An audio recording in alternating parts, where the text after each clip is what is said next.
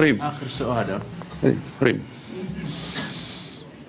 سعادة الوزير، أنا أول مرة راح أضطر ما يعني أسأل سؤال، يعني أنا محتاجة بس قدام كل وسائل الإعلام أقول كلمة. أنا مواطنة بحرينية، والدي سني ووالدتي شيعية. التزاوج والاختلاط في البحرين جزء من ثقافة مجتمعنا، لا نميز. أنا لست طائفية، أنا أعشق وطني حتى النخاع. أنا صحفية مستقلة، أحب وطني وأعطي أي شيء يسوي. صدقنا جلالة الملك وصوتنا على الميثاق.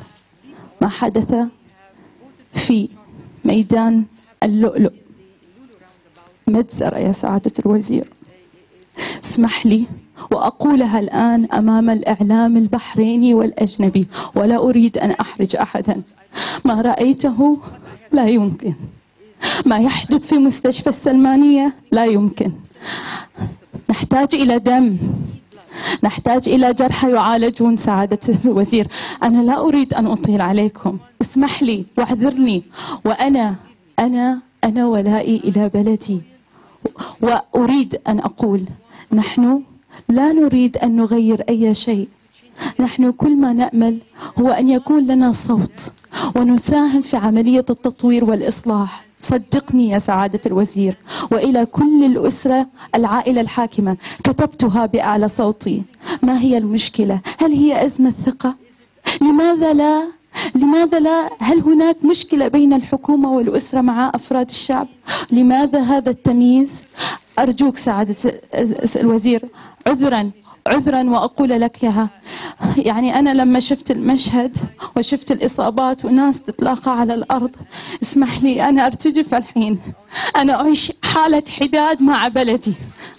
اسمح لي وأنا قاعدة أقول لأن هذا الصوت، أنا بكل أدب وبكل لباقة أتوجه إلى جلالة الملك باتخاذ الإجراء العاجل وإنقاذ هذا البلد. وأيضا أتوجه وأناشد مجلس التعاون أن ما حدث اليوم، لماذا ينزل الجيش في بلد خليجي؟ لماذا؟ اسمحوا لي أنا الآن لا أتكلم كصحفية، أنا أريد أن أقول لماذا يحدث هذا؟ هل استدعى الأمر أن نرى جيشا وجيوشا تأتي من دول الجوار لنا والعالم كله؟ إحنا ما نمنا سعادة الوزير من الساعة 3. حرام عليكم، حرام والله. أتمنى من كل قلبي، وأنا قاعدة أقول هذا الرجاء إنه ينحل. وأسفة على الإطالة. شكرا جزيلا. إذا تسمح لي سمو الشيخ عبد الله، لم يأتي جيش بأكد على النقطة، لم يأتي جيش من أي بلد خليجي. اللي صار هي مسألة حفظ النظام من قبل قوة دفاع البحرين، حفظ النظام لمنطقة، ليس الجيش. وعمره ما جيش مملكة البحرين أو قوة الدفاع وجهت أي سلاح أو لا أقدر أقبل أي إيحاء أنها وجهت أي سلاح إلى المواطنين.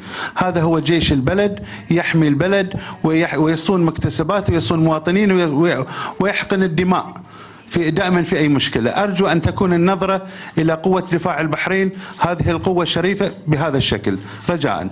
المسألة ما فيها أن ما حدث محاولة إخلاء للدوار. ليس، أرجو أن لا تنظرون لها في إطار سياسي أن هناك أزمة ثقة. ليست هناك أزمة ثقة. متى ما كان في أزمة ثقة ما بين الحكومة أو الحكم والشعب؟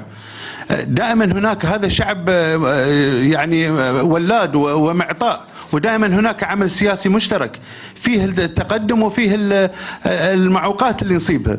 لكن أرجو أن لا نحس فيها أن احنا مرين في هذه المرحلة اللي أرجوكم خلنا نربطها بحوادث حدثت أدت إلى وفاة. هذه مو بشيء بسيط، هذه أدت إلى صدمة للوطن كله، لكن ليست هي أن هي بنيت على أسس أو خطط لها أو أي شيء، أو أنها ترجع إلى أزمة ثقة.